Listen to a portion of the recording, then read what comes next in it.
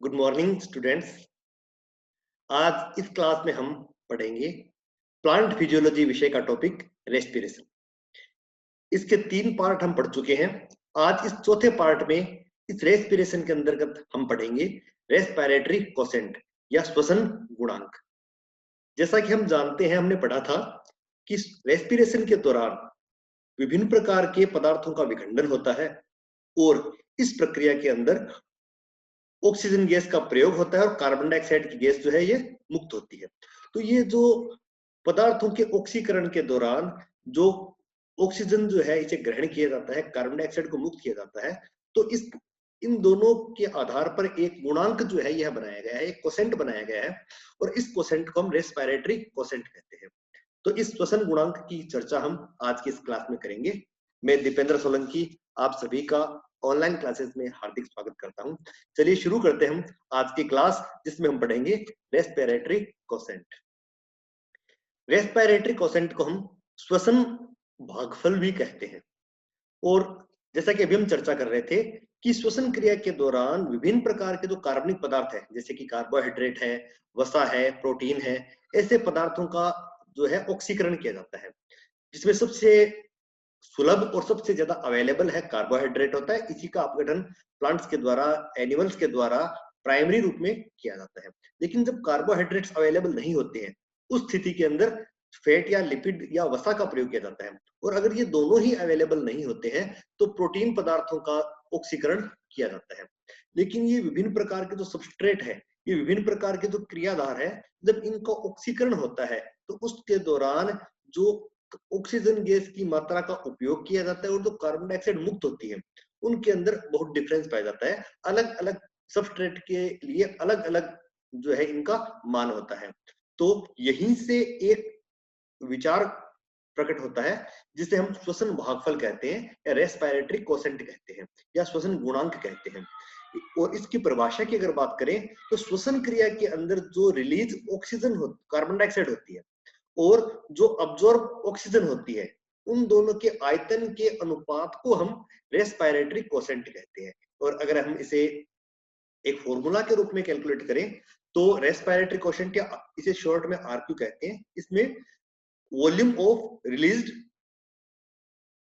CO2 यानी श्वसन क्रिया में मुक्त जो है कार्बन डाइऑक्साइड का आयतन, और नीचे होता है कि वॉल्यूम ऑफ अब्जॉर्ब्ड O2 या अवशोषित की गई ऑक्सीजन का अनुपात।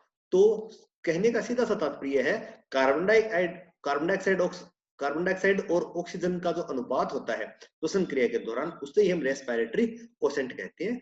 और ये सभी प्रकार के क्रियाधारों के लिए जो है ये अलग अलग होता है। और इस आधार पर हम इस चीज की व्याख्या कर सकते हैं कि कौन से सबस्ट्रेट से या कौन से क्रियाधार के अंदर ऑक्सीजन गैस ज्यादा मुक्त होती है और कार्बन डाइऑक्साइड गैस जो है ये कम उपयोग किया जाता है।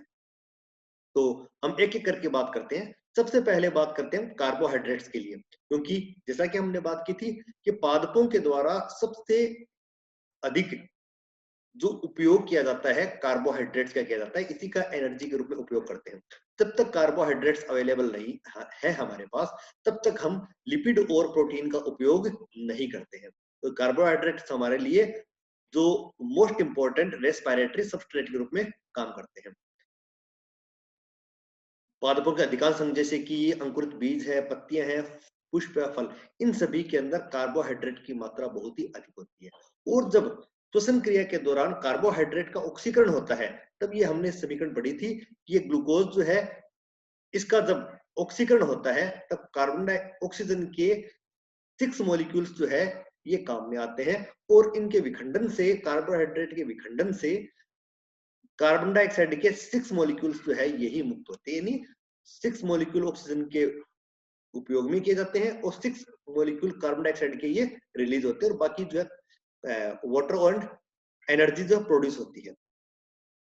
और इस प्रकार जब कार्बोहाइड्रेट का पूर्ण ऑक्सीकरण होता है तब, और आरक्यू की हम कैलकुलेशन करते हैं, तो आप यहाँ पर देखते हो कि कार्बन डाइऑक्साइड के 6 वॉल्यूम है और ऑक्सीजन के भी 6 वॉल्यूम है, तो आरक्यू का मान यहाँ पर 1 हो जाता है। तो कार्बोहाइड्रेट जो है, मोस्टली कार्बोहाइड्रेट जो है यहाँ पर, स्पेसिफिकली हम ग्लूकोज की बात करें तो RQ का मान 1 होता है। यानी जितनी कार्बन डाइऑक्साइड को ये रिलीज करते हैं उतनी ऑक्सीजन को ये ग्रहण करते हैं, और इससे वायु जो है वातावरण या वायुमंडल जो है इसके अंदर ऑक्सीजन और कार्बन डाइऑक्साइड जो है इसका लेवल जो है ये मेंटेन रहता है। लेकिन यदि कार्बोहाइड्रेट के ऑक्सीकरण के लिए पर्याप्त मात्रा में ऑक्सीजन उपलब्ध नहीं होती है, तो ऐसी कंडीशन जो है उस कंडीशन में अवायवीय ऑक्सीजन की प्रक्रिया जो है ये संपन्न होती है। और जब अवायवीय श्वसन होता है उस कंडीशन के अंदर ऑक्सीजन गैस का उपयोग ही नहीं किया जाता है। कार्बोहाइड्रेट का विखंडन होता है, लेकिन यह विखंडन जो पूर्ण विखंडन नहीं होता है, और इस प्रक्रिया में केवल और केवल कार्बन डाइऑक्साइड गैस मुक्त होती है, ऑक्सीजन गैस जो यहाँ पर काम में नहीं ली जाती है। तो चूंकि इसलिए यहाँ पर इस कंडीशन में कार्बोहाइड्रेट के लिए रेस्पिरेटरी कोसेंट का मान बदल जाता है, क्योंकि यहाँ पर ऑक्सीजन का उपयोग ही नहीं किया जाता है। लेकिन हमने बात की थी वायवीय श्वसन के रूप में, तो वायवीय श्वसन होता है कार्बोहाइड्रेट का पूर्ण ऑक्सीकरण होता है, उस कंडीशन में RQ का मान यहाँ पर 1 होता है। दूसरे रेस्पिरेटरी सबस्ट्रेट के रूप में काम आते हैं फैट या लिपिड, जिसे हम वसा कहते हैं। वसा जो है रेस्पिरेटरी कोसेंट के रूप में अगर कैलकुलेट करते हैं, तब हम देखते हैं कि कुछ तेलीय बीज होते हैं जिन बीज के अंदर ऑयल्स पाया जाता है, जैसे कि मस्टर्ड सीड होते हैं या कोकोनट जो ग्राउंडनट के सीड्स होते हैं, मूंगफली के, सरसों के बीज होते हैं। इनके अंदर बीजों के अंदर ऑयल कंटेंट बहुत अधिक पाया जाता है, और जब इन बीजों का जब अंकुरण होता है उस समय सबसे पहले इस ऑयल से एनर्जी को प्राप्त किया जाता है, और यह एनर्जी जो इससे एनर्जी प्राप्त करने के लिए इसका ऑक्सीकरण या श्वसन क्रिया के द्वारा इनका विखंडन होता है। और अब जब इनका विखंडन होता है तो उस कंडीशन में हम इसके RQ को हम कैलकुलेट करते हैं। वसा के जो अणु होते हैं, इन अणुओं की संरचना में स्वयं में ऑक्सीजन की मात्रा बहुत ही कम होती है, और जब इनमें ऑक्सीजन की मात्रा कम होती है लिपिड के अंदर, तब जब इनका श्वसन क्रिया के दौरान जब विखंडन होता है तो इनके ऑक्सीकरण के लिए अधिक ऑक्सीजन की आवश्यकता होती है। और जब एक एग्जांपल देखते हैं यहाँ पर, जैसे ट्राइपामिटिन है। ट्राइपामिटिन जो है इसका मॉलिक्यूल है C15H98 और ऑक्सीजन 6। ट्राइपामिटिन का जब ऑक्सीकरण होता है तब यहाँ पर 145 ऑक्सीजन के मॉलिक्यूल्स की आवश्यकता होती है, और जब इसका विखंडन होता है तो मात्र 102 कार्बन डाइऑक्साइड के मॉलिक्यूल जो है ये बाहर निकलते हैं, और 98 जो है H2 निकलते हैं। लेकिन हमारे लिए इंपॉर्टेंट चीज क्या है कि ये 145 ऑक्सीजन के मॉलिक्यूल ग्रहण करते हैं और 102 कार्बन डाइऑक्साइड के मॉलिक्यूल्स रिलीज करते हैं। और अगर इसका RQ कैलकुलेट करते हैं तो 102/145 होते हैं, तो जो अप्रोक्सीमेट ये जो इसका जो मान आता है वो 0.7 के करीब होता है। और इसी प्रकार एक ट्रायोलिन फैट होता है C57H104 और ऑक्सीजन 6। इस फैट का जब ऑक्सीकरण होता है तो 83 ऑक्सीजन के मॉलिक्यूल काम में आते हैं और 57 कार्बन डाइऑक्साइड के मॉलिक्यूल रिलीज होते हैं। तो यहाँ पर इसका अगर RQ कैलकुलेट करते हैं तो 57 CO2 और 83 O2, तो यहाँ पर भी इसका मान 0.7 के करीब आता है। यानी यहाँ पर बात करें कि वसा के लिए श्वसन भागफल का मान सदैव 1 से कम होता है। क्यों कम होता है? क्योंकि इनके अणुओं में स्वयं में ऑक्सीजन की मात्रा जो है कार्बोहाइड्रेट्स की तुलना में कम होती है, और ऑक्सीजन की मात्रा वसा के अणु में कम होने की वजह से जब इनका ऑक्सीकरण होता है तो इसमें अधिक ऑक्सीजन की आवश्यकता होती है। लेकिन अच्छी बात क्या है कि यहाँ पर कार्बन डाइऑक्साइड बहुत ही कम रिलीज होती है, और चूंकि कार्बन डाइऑक्साइड कम रिलीज होती है तो इन वसा के अणुओं से अधिक एनर्जी जो है ये उत्पन्न होती है। अब हम बात करते हैं प्रोटीन का RQ। प्रोटीन जो है इसका उपयोग सबस्ट्रेट के रूप में केवल तभी होता है जब कार्बोहाइड्रेट और वसा उपलब्ध नहीं होते हैं, और ऐसी परिस्थितियां बहुत ही कम होती हैं। और सामान्यतः प्रोटीन का उपयोग जब किया जाता है उस समय तो पादप या जंतु जो है उस कोशिका के अंदर किसी भी रूप में कार्बोहाइड्रेट या वसा उपलब्ध नहीं होती है, तो उस कंडीशन में कोशिका स्वयं को सर्वाइव करने के लिए प्रोटीन का उपयोग करते हैं।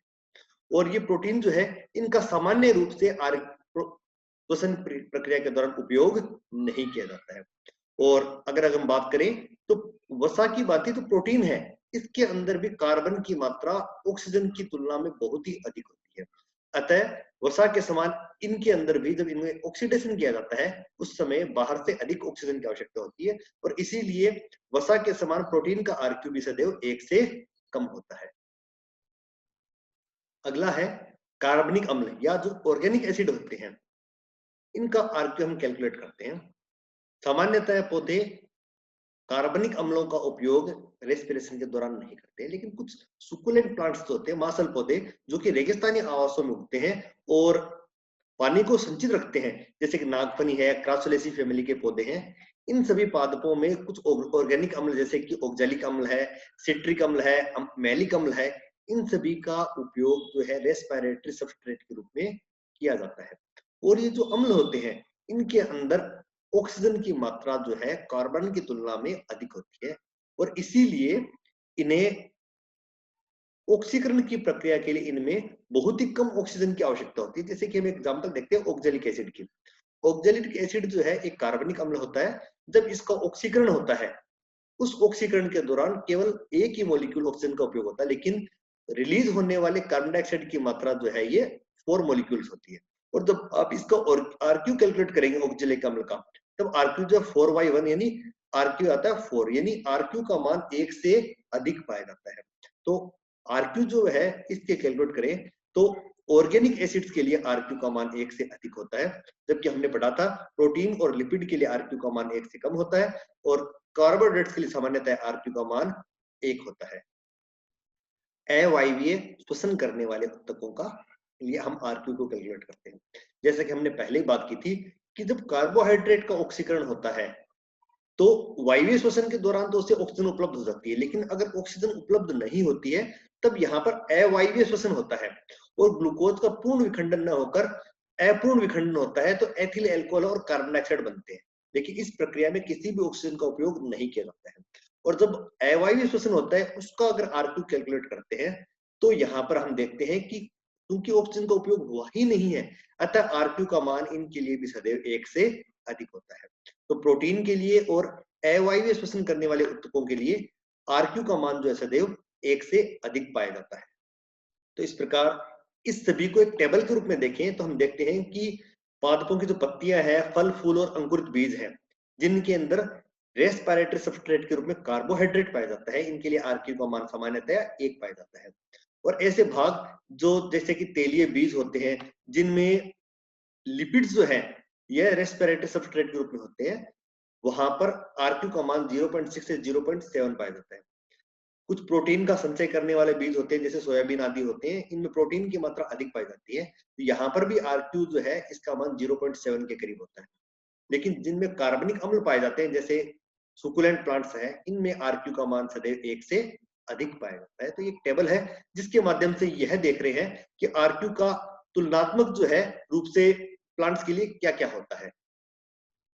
आरक्यू का मापन एक उपकरण के माध्यम से किया जाता है। इस उपकरण को हम गैनोन्स रेस्पायरोमीटर कहते हैं और इस गैनोन्स रेस्पायरोमीटर की सहायता से हम आरक्यू का मापन करते हैं।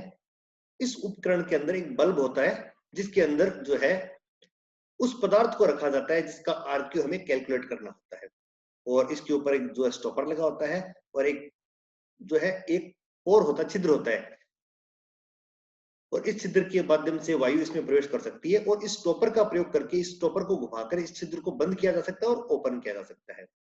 और इस प्रकार जो है 2 ट्यूब होती है जो कि एक रबर जो है ट्यूब से जुड़ी हुई होती है और यह जो है ट्यूब होती है जिसके अंदर पैमाना जब लगा होता है और सोडियम क्लोराइड का सॉल्यूशन इसमें भरा होता है। तो इस गेनोम रेस्पायरोमीटर की सहायता से हम विभिन्न प्रकार के पदार्थों के आरक्यू को हम कैलकुलेट करते हैं।